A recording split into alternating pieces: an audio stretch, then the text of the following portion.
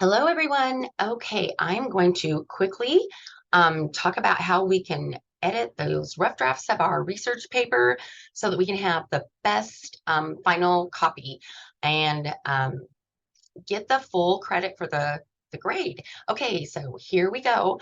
I do have an example of a student, and this student's name is Excellent Student, and obviously this is a pseudonym, but I'm going to do some little adjustments on this paper so that you can possibly use these adjustments for your own paper. All right, so the first thing I'm going to do is I'm going to come up here into the running header. This is just a little technical thing that is not always required. I am an English major, and my English professors required it to convert the running header to the same font as the rest of the paper. And again, you might never do this in your lifetime and get away with it. It just looks better. Okay, second thing I'm going to do, I'm going to click out of that running header, and I'm going to come over here. I'm going to pause quickly. I'm talking fast so that I can get a lot in a short amount of time so this video isn't too long. But remember, you can speed me up and listen to me in 1.5 or 2.0 so that you don't have to endure me for as long. Okay, moving on. Okay, here I am in the front page header. It looks great. It has everything I need. Your name, my name, course name, day, month, year is what we need here. And really the greatest date to put in this section is the date that the assignment's due. It's never wrong to put the date the assignment's due. I always thought, oh, I'm going to put the date a week ahead so they won't think I waited till the last minute. But no, it's the assignment due date that you need. But I'm going to go ahead, since this is October already, I'm just going to put that date. And remember, if we wanted to abbreviate, we totally can. You still have to spell out the month. If you abbreviate, you need to put a period after the abbreviation. What this student had was fine. I was just showing you that. Nice title that's centered. Okay, here's the next thing that I'm going to do. Notice that a lot of the paper is double spaced, and I have Grammarly on, so it's lighting up things that may or may not be right. Don't look at the blue and red lines. All right, so anyway, some of the spacing is bigger than double space. So this is how you fix that. I'm going to go ahead and highlight the whole paper. And this student does have a great thesis. And they also talked about the 3 subtopics of their paper. Very well done. Okay, so here's what I'm going to do now that I've highlighted the whole paper, including the running header. I'm going to right click on it, and I'm going to pull up paragraph and click on paragraph. Okay, notice that the left indentation should be on 0. The right indentation should be on 0. The space before I hit the enter key should be on 0. And the space after I hit the enter key should be on 0. For the body of my paper, right here under special, I can say, you can say nothing, or you can say, please indent my first line. Every time I hit the enter bar, indent that first line for me. I'm going to click that. And then I'm going to say, okay. And notice now each time my writer went to a new paragraph, I don't have extra space. And let's look at that. The front page, see, this is perfect, double spacing. What I did do was not accidentally, it happened on purpose, because I said every time I hit the enter key, indent me half of an inch, and so it did. The way to fix anytime you've got something where you don't want it to be, another way to do it is with the ruler. So I'm going to highlight this whole thing right here. I'm going to come up here to my ruler. Remember, the top ruler is usually the first line of everything, which applies here for the front page header. Well, I won't, there we go. See, it's exactly where it's supposed to be. That is wonderful. Okay, now the next thing that I am going to do, as I'm scrolling through, and I can see that my writer paraphrased a bunch of information from their source. Kane is the last name of the author. But then my writer put the year. That does not belong in an MLA formatted paper. So I'm going to get rid of that. if this source had page numbers, then our writer would have put the page number there. No commas, but a page number. And I'm going to go ahead and write page 12, even though I have no idea what page it's on, that just to show you the difference there. Okay, and then we get down here. This is the introduction. Remember, everything that is not common knowledge needs to have a source attached to it. And so after we left this cane piece, we've got all this information right here that I am entirely unaware of. I'm like, where did this come from? I don't know. So we should have had a little bit more of our parenthetical citation through here. But again, this writer has a fabulous thesis statement, very well written. Okay, I'm going to move into the body of my essay. And again, I've got a year number here, which is not okay. We need a page number. If there's not a page number, it's just author's last name, not the year. That actually is APA formatting, not MLA formatting.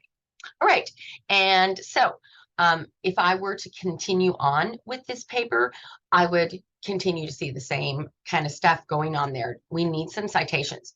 Now, I'm going to quickly pull up for us the research paper checklist that is in the Moodle classroom. I'm going to bring it right on over here.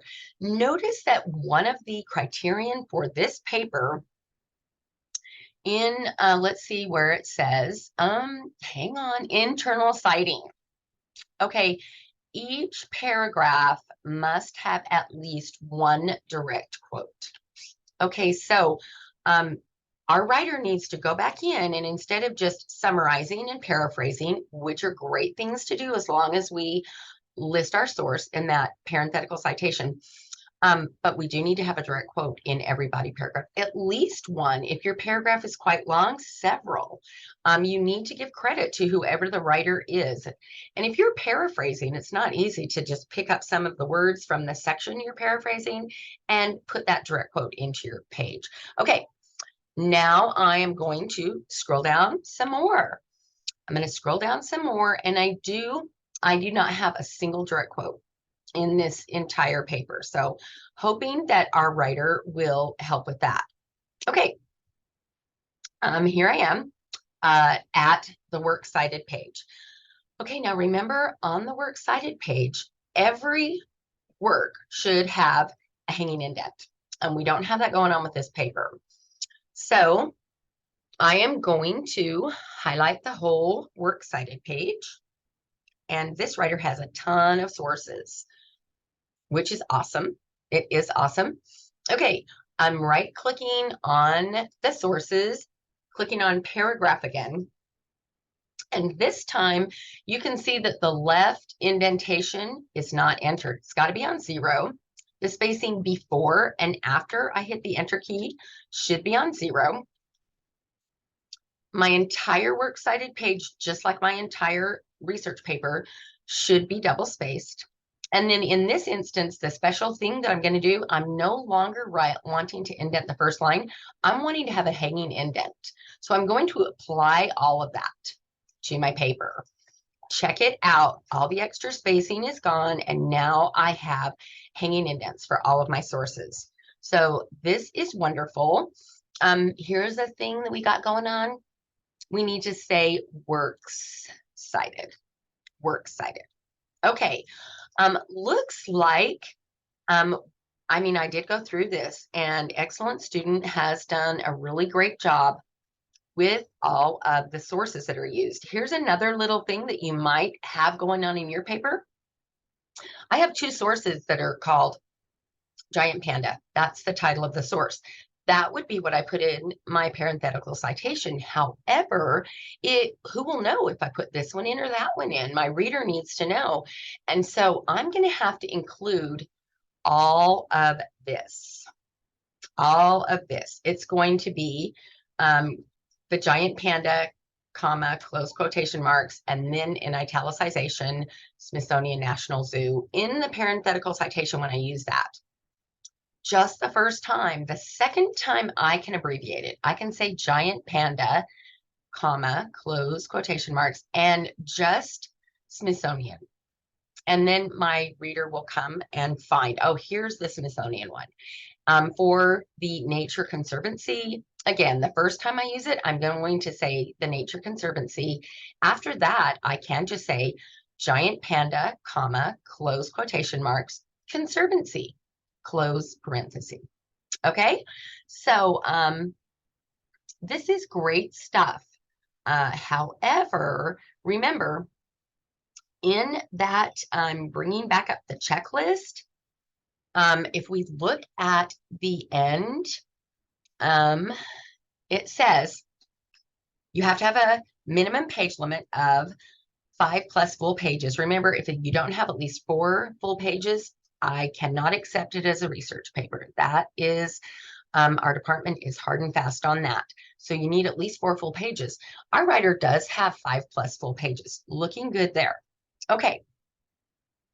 You must have at least 5 sources. Yes. Excellent student has those sources. Those 5 sources are used and cited within the paper at least once. Every source used must be in the paper at least once. Okay, so going back to the paper, I did not see every one of these sources show up in the paper. And so excellent students going to have to say, which ones did I not use? Or which ones did I use, but I didn't give credit for in my paper. Okay, and so she's going to have to go back through and do this. We would cite this one by just saying, you know, Zhang. This one would be just Smith. I'm looking to see some with page numbers. So far, I can't find one. This is a website called One Earth. It looks like here's the author, and here is the title of the work on the website. So that's going to go with the author's last name as well. And just looking to see. Okay, so, I mean, I'll be honest. I saw one source that said WWF, and I did see the Chang source. There's no WWF on here. There's not one. And so I am going to imagine that one of these sources is from the WWF, and we didn't get it. We named it wrong when we cited it. Because everything should have been either named How Pandas Survive, the Kang, you know, citation here. None of them are WWF. So we need to make sure that we use the first thing listed on the works cited page. Okay, last thing I want to show us really fast. Hang on, I'm looking at my timer. Okay, ooh, really fast. Okay, here is the rubric. You have a copy of this. It's in the middle shelf, just above the assignment.